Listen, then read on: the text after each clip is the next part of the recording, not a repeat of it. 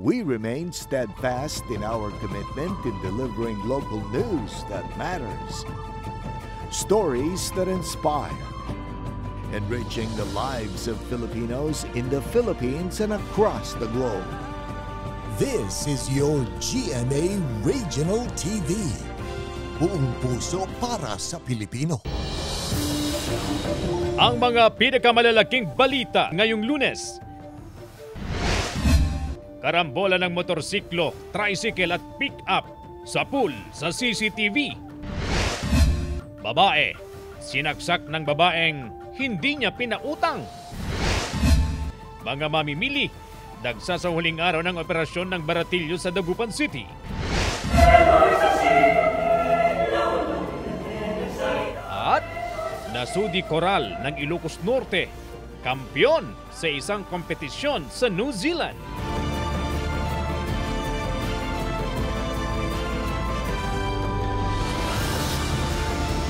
Ito ang GMA Regional TV 1 North Central Luzon.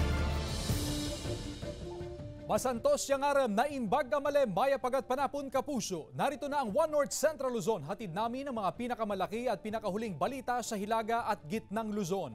Live mula rito sa GMA Dagupan Station, ako po si Chris Zuniga. Malaking problema ng mga magsasaka ang mabagal na paglaki ng mga pananim na gulay sa Calasiao, Pangasinan. May ulat si Russell Simorio. Gumagasto sa paggamit ng water pump ang magsasakang si Mang Rodel para mapatubigan ang kanyang pananim na gulay sa barangay Macabito, Calasiao, Pangasinan. Hindi niya kasi magamit ang tubig sa ilog na ilang hakbang lang ang layo sa kanyang vegetable farm. Ginagamit namin kwan dito, yung panggasolina na kasi hindi krodo. Ang hirap kasi kumuha ng tubig dyan. Mataas. Kaya dito na kami kumuha sa sa ipatubigan. Magastos lang. Problema ni Mang Rodel ang mabagal na paglaki ng tanim na ampalaya. Mabilis ding malanta ang dahon ng ampalaya dahil sa pabago-bagong panahon. Sa kabila ng problema sa mga taniman ng gulay, tiniyak ng Samahang Industriya ng Agrikultura o SINAG na nananatiling sapat ang supply ng gulay sa merkado, lalo na ang mga gulay sa Cordillera. So far, walang problema yung upland sa galing sa Benguet. Sinabi rin ng SINAG na asahan na magbabalik normal sa susunod na buwan ang presyo ng kamatis na ngayon ay pumapalo na sa 180 pesos ang kada kilo. Within 2 to 3 weeks time, may nagtatanim na ulit. So, yun lang binabantayan natin. Kasama si Henry Domencil, Russell Simorio, 1 North Central Luzon. Mga mamimili, dagsa sa huling araw ng operasyon ng Baratilyo sa Dagupan City. Mga paninda, bagsak presyo. Narito ang report ni Joan Punsoy. Bagsak presyo yung pantalo natin, wala nang 250, 150 na lang, 150 na lang. Dagsang mga mamimili sa Baratilyo sa Dagupan City ngayong huling araw ng operasyon ng Tiangge. Sinusulit daw nila ang bagsak presyong produkto. Mababa na yung mga presyo, ma'am. Kaya minamadali namin para makamura kami, makabili kami ng ano. Kasi last din na ngayon. Malaki.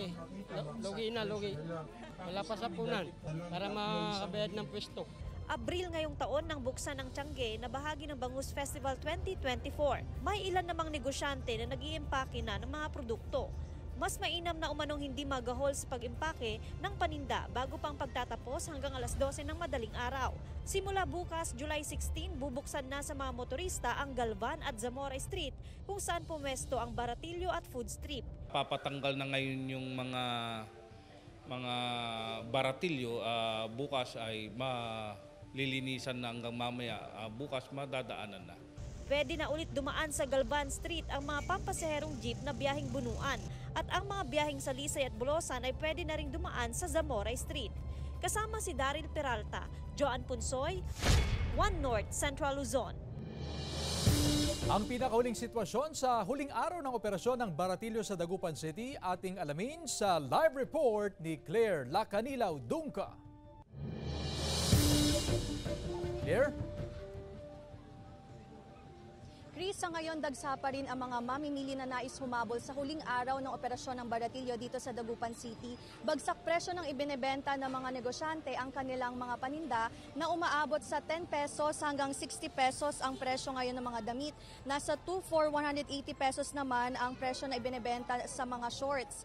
3 for 1,000 pesos ang presyo sa mga sapatos at 2 for 150 pesos naman sa tsinelas. Nasa 150 to 250 pesos naman ang presyo ngayon sa bag. Ayon sa mga nakausap natin mga negosyante, ay ipinapaubos na lang nila ang kanilang paninda or stock dahil nang sa ganon ay mapaubos nga at panibagong stock na naman ang kanilang bibilhin para sa paglilipatan nilang bayan kung saan magsasagawa nga ng operasyon sa Baratillo.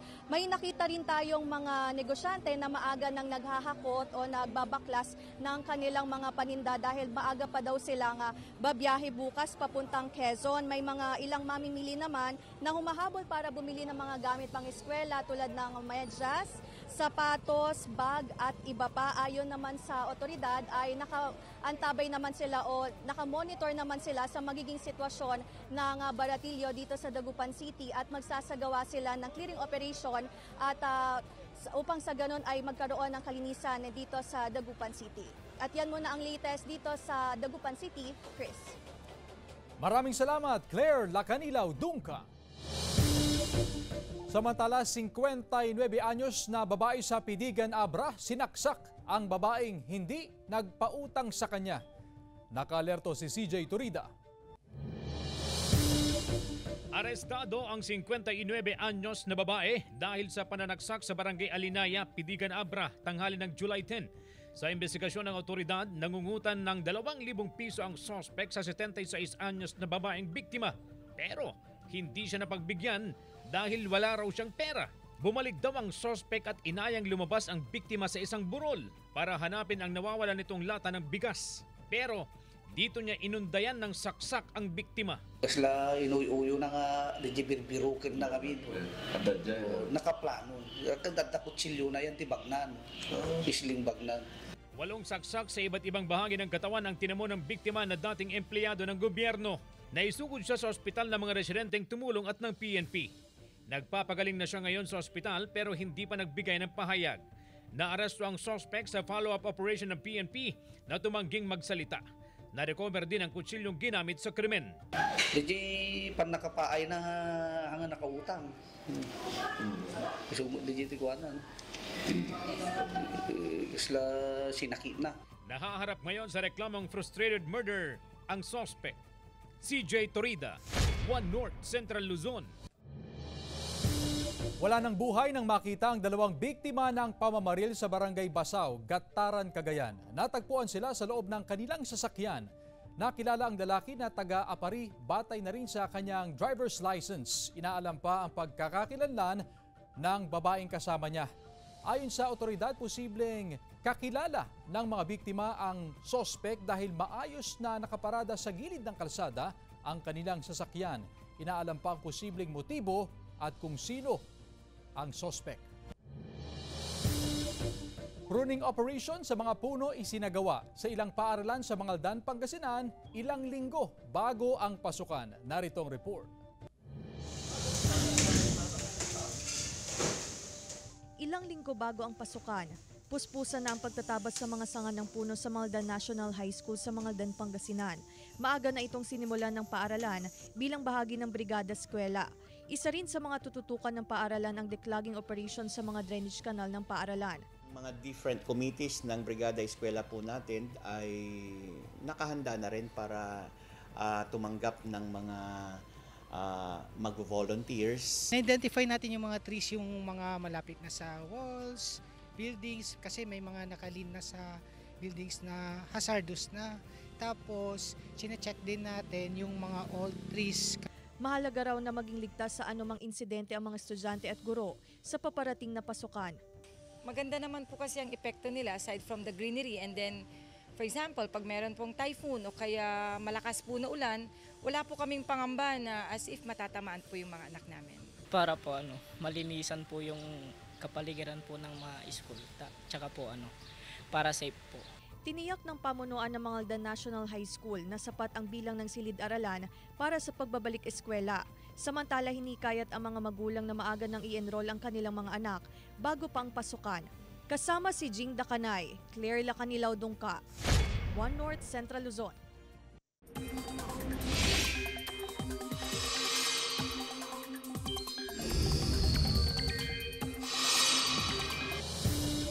Mga kapuso, dalawang weather systems ang nakakaapekto sa lagay ng panahon sa bansa. Una riyan ang low pressure area sa Mindanao. Sa datos naman ng Pag-asa, as of 8 a.m. kanina namataan ang LPA 485 kilometers silangang bahagi ng Davao City. Bukod dyan, magpapaulan din sa Mindanao, Visayas at western section ng Southern Luzon ang southwest monsoon o hanging habagat. Base naman sa datos sa Metro Weather, asahan ng mga pag-ulan ngayong hapon sa Ilocos Region, Cordillera at Central Luzon. Mababawasan naman ang pag-ulan pagsapit ng gabi. Uulanin din ang malaking bahagi ng bansa. May intense o heavy rains, kaya maging handa pa rin sa baha o pagguho ng lupa.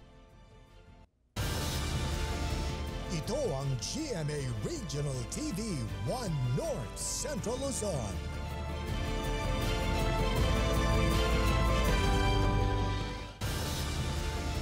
Ito ang GMA Regional TV 1 North Central Luzon.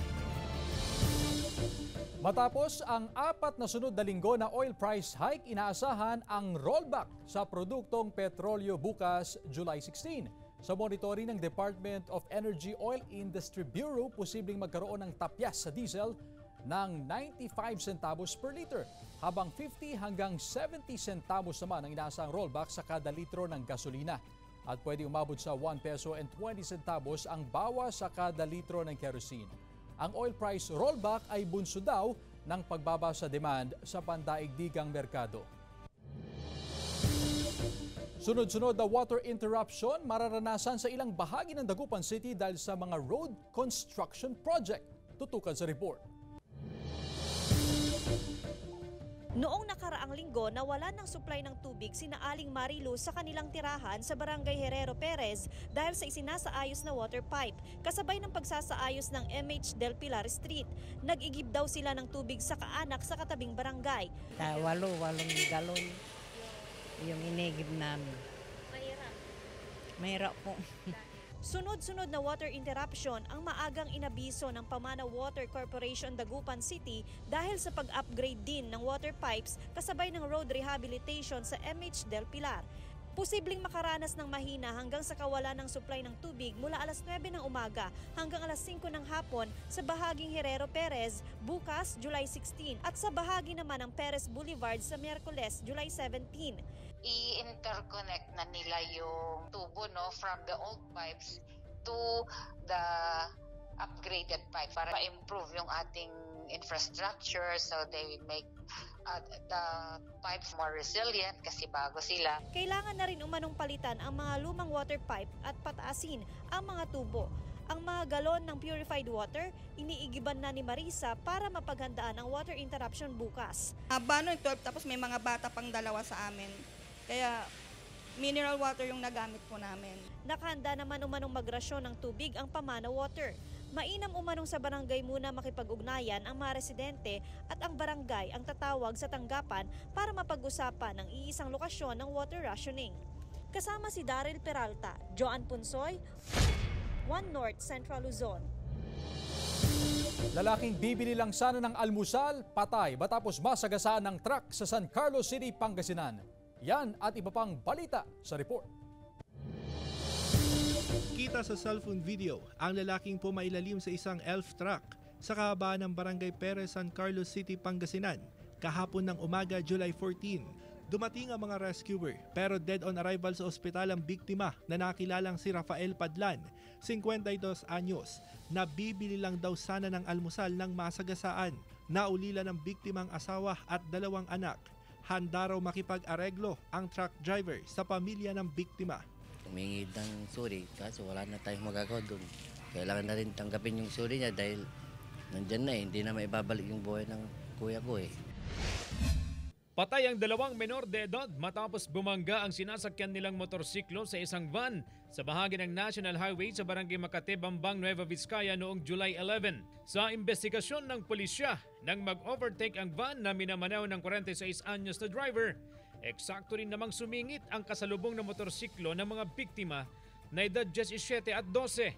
Inihahanda na ang kasong reckless imprudence resulting in homicide laban sa driver ng van na wala pang pahayag. Bumangga sa isang bahay sa Barangay Sentro, Bugay, Cagayan ang isang pickup bandang alas 10 ng umaga July 13. Ayon sa PNP, human error ang dahilan matapos matapakan ng 65 anyos na driver ang silinyador imbis na preno ng sasakyan. Wasak ang harapan ng kotse at ilang bahagi ng bahay. Nakatakda naman daw mag-areglo ang driver at may-ari ng bahay. CJ Torida, Chris Zuniga, Russell Simorio, One North Central Luzon. Pagtatapon ng basura sa kalsada, problema ng mga opisyal ng barangay sa Anolid, Bangaldan, Pangasinan. Sundan sa report. Problema ng Barangay Anolid, Mangaldan, Pangasinan ang sako-sakong mga basura na itinatapon at itinatambak sa gilid ng kalsada.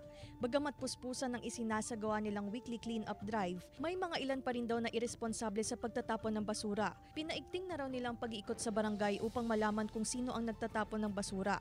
Ngunit may nakakalusot pa rin daw. Napakasakit kasi ginagawa mo lahat ng paraan, tas sila tapon lang dyan. Tapos ang iniisip ko din kasi napakamahal kasi ng pagbabayad namin sa basura. Eh sako-sako po yung tinatapon nila dyan na basura nila. Purwis rin yun. Kaya hindi na namin inintindi yung basta importante itong bakuran namin.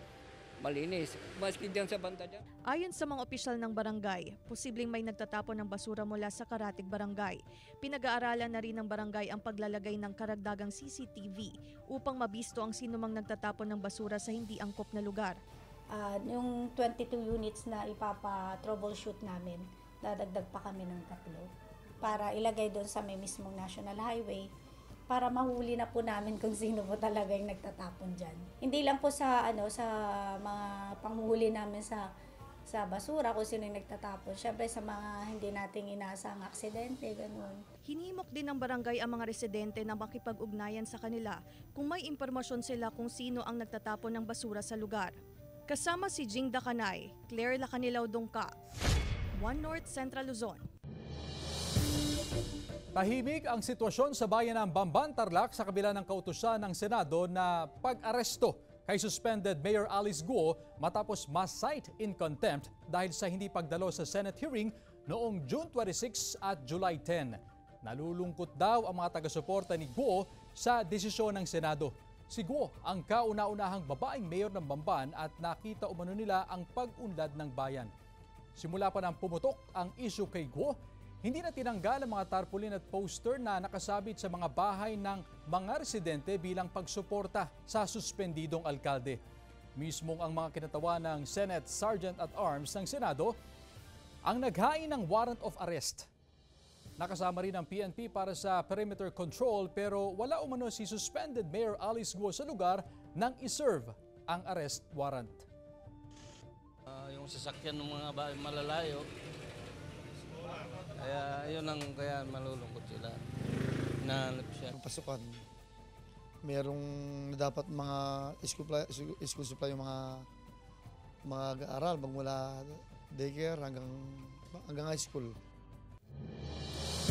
Mahigit 500 enumerators ipinakalat sa Ilocos Sur sa pagsisimula ng nationwide census ng PSA. May ulat si Ivy Hernando. 562 enumerators na ang ikinalat ng Philippine Statistics Authority sa Ilocos Sur para sa nationwide census of population and community-based monitoring system. Ayon sa PSA, pinondohan na ng national government ang community-based monitoring system, kaya't isinabay na ang census of population upang makita ang bilang ng populasyon at bilang ng mga botante bilang paghahanda sa darating na election 2025. And at the same time, para ma-update yung registries natin for various social protection programs. Hindi lamang kabahayan ang kabilang sa census, kundi maging ang tinatawag na institutional living quarters, tulad ng lodging houses, hotels, nursing home, welfare institutions, corrective and penal institution. Naka-ID at may uniform na may logo ng PSA ang enumerators. May estratehiya na raw ang PSA upang masensus ang mga residenteng hindi naabutan sa mga tinutuluyan. Ang census ay mula Lunes hanggang Sabado at magtatapos sa September 16. Mabalinda may lata nga patawagan, ure ka asidag may laing pagawid at tasya lata mapamangsungbat. Ang sinumang tatanggi sa census, maaaring mapanagot sa ilalim ng Republic Act 10625 o ang Philippine Statistical Act of 2013 at maaaring makulong ng hanggang 1 taon at magmumulta ng 100,000 pesos. Kasama si Norman Raca, Ivy Hernando, One North Central Luzon. Sa ibang balita, Japanese Ambassador to the Philippines, Endo Kazuya, bumisita sa GMA Network. Naritong report. Sa courtesy call ni Japanese Ambassador to the Philippines, Endo Kazuya, sa mga opisyal ng GMA Network, unang napag-usapan ang kasikatan ng Voltes 5 sa bansa na unang umere sa GMA noong pang 1978 at ginawa ng live-action adaptation ng network. In fact, I remember Mr. Yalong and I were very young when we started to watch Voltes 5 on television. And since then, a great number of the hit animes from Japan have been released locally, broadcast through our network. Nagpasalamat si GMA Network President and CEO Gilberto R. Duavit Jr. sa tulong ng Japanese Embassy sa mga proyekto ng GMA Kapuso Foundation, maging sa teknolohiya ng Japan na malaki aniyang bahagi sa araw-araw na operasyon ng network. You will notice practically all our cameras are designed and built in Japan. And Japan continues to be a primary source of our technical requirements in our broadcast operations. Nagpasalamat naman ang Japanese Ambassador sa panguna ng GMA sa pagpapalaganap ng kanilang kultura sa bansa sa pamamagitan ng mga palabas. Voltes 5 has become a symbol of hope, courage, and unity, values that resonate deeply within our cultures. GMA has played a pivotal role in this narrative, acting as a bridge that spans the vast oceans between our two nations, bringing us closer together through the magic of media and storytelling. Naroon din sa pulong sina Executive Vice President and Chief Financial Officer Felipe S. Yalong at Senior Vice President and Head of GMA Integrated News, Regional TV and Synergy, Oliver Victor B. Amoroso. Ayon pa kay Ambassador Endo, umaasa siyang lalo pang gaganda ang ugnayan ng Pilipinas at Japan. Malaking bagay ayon sa Ambassador ang mga organisasyon tulad ng GMA sa adhikaing ito. Indeed, you embody your slogan, Isa sa puso ng Pilipino. Through your dedication and passion, you have brought Japan into the hearts of the Filipino people, making it a cherished part of their lives. Ito ang GMA Regional TV 1 North Central Luzon.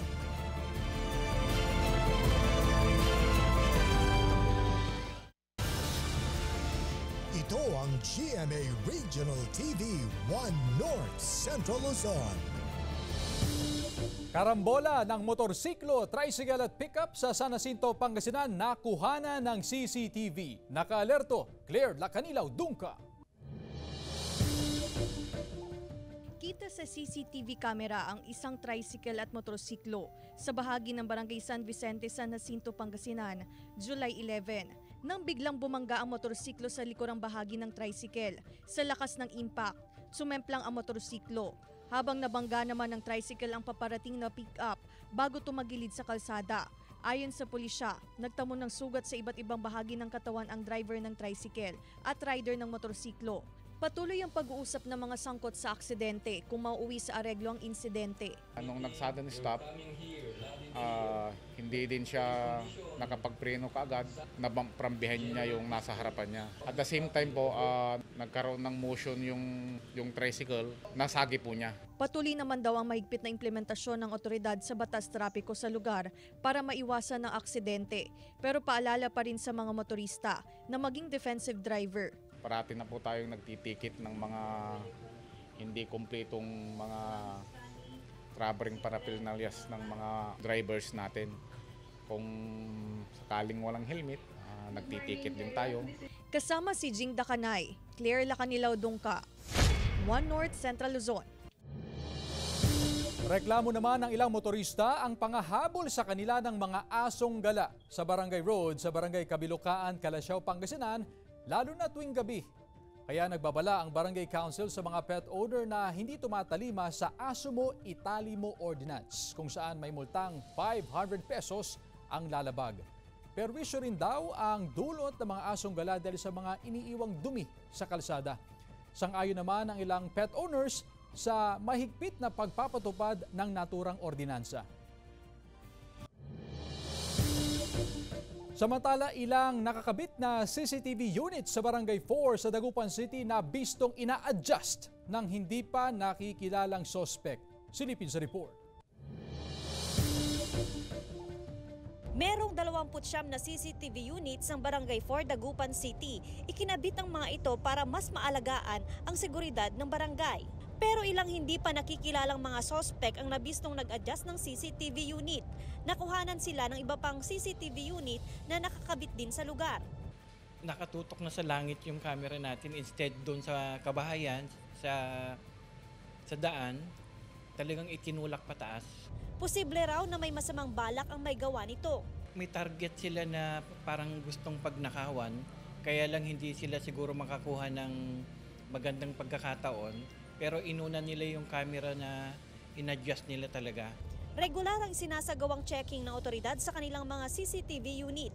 Batid din umano ng mga residente ang kahalagahan ng CCTV sa barangay. Napaka-importante niyan kasi kung sakaling may mangyaring hindi ka nais-nais at may record yung pangyayaring yon, pwedeng may rewind at matukoy kung sino man yung gumawa ng kalokohan na yun. Kasama si Daryl Peralta, Joan Ponsoy, One North Central Luzon. Hindi nabigo ang Mariano Marcos State University ng Ilocos Norte para sa kanilang unang Global Choral Competition. Nasungkit ng MMSU Nasudi Choral ang Gold Diploma Level 1 sa Youth Category o Youth Category 4 ng 13th World Choir Games na ginanap sa Auckland, New Zealand. Dito nakalaban ng grupo ang mga pambato ng bansang Australia, Canada, USA, New Zealand at iba ring choral group mula sa Pilipinas. 25 ang miyembro ng MMSU Nasudi Choral sa ilalim ng choir conductor na si Vince Salacup. Labis naman ang pasasalamat ng grupo sa kanilang pamilya at mga sumuporta sa kanila. Kapuso actor David Licauco pinuri ang Pulang Araw co-stars na sina Alden Richards at Barbie Forteza. Kung ayan sa ulat ni Claire Lacanilaw Dungka. Sinalubong ng malalakas na sigawan at hiyawan ng fans ang kapuso actor at pambansang ginoo na si David Licauco sa product launching sa isang mall sa City of San Fernando, Pampanga. Hinarana ni David ang crowd. Busy rin si David sa pag-promote ng kanyang bagong movie na That Kind of Love at ang inaabangan na family drama teleserye na Pulang Araw. Kasama sina Barbie Forteza at Alden Richards. Yun yung pinaghihirapan ko the past year. Just super happy na nabigyan ako ng ganitong opportunity to like showcase my talent hopefully. Kaya hopefully nagbunga. Sana ay ma-appreciate ng mga tao. Ayun, ako naman talagang ginagawa ko lang yung trabaho ko. I'm just doing my best para sa craft, para sa teleserye dahil maraming matutunan yung mga Pilipino dito. Ayon kay David, sobrang thankful niya na nabigay sa kanya ang role at nabigyan siya ng pagkakataon para mag-share ng mga advocacy para sa mga Pilipino. I think yung pinaka-importante na tinatakal namin dito is kung gaano kalaking sakripisyo na ginawa ng mga Filipinos noon na kung paano tayo merong ganitong klaseng freedom, 'di ba? Kaya yun yung pinaka-gusto ko talagang mapanood ng mga Pilipino through Pulang Araw. Mapapanood ang Pulang Araw sa July 26 sa Netflix at sa July 29 naman ang World TV premiere nito sa GMA Prime. Claire Lacanilaw Dungka, One North Central Luzon. Samantala, mapapanood niyo po ang episode na ito at iba pang pinakahuling lokal na balita sa official website ng GMA Regional TV, www.gmaregionaltv.com. Pwede din kayo bumisita sa aming official YouTube channel, GMA Regional TV, at i-click ang subscribe button para sa pinakamainit na balita mula sa mga rehiyon. Nais din naming pasalamatan ang mga kapuso sa Hilaga at Gitnang Luzon, maging ang mga kapuso natin abroad. Dahil sa GMA Regional TV, Local News Matters. At yan ang mga pinakamalaki at pinakahuling balita sa Hilaga at Gitnang Luzon. Maraming salamat sa pagsama sa amin pati na ang mga kapuso sa ibang bansa na tumutok sa mga balita sa rehiyon. Ako po si Chris Zuniga. Kami ang GMA Regional TV, One North Central Luzon. Buong puwersa para sa mas malaking misyon at mas malawak na pagdilingkod sa bayan.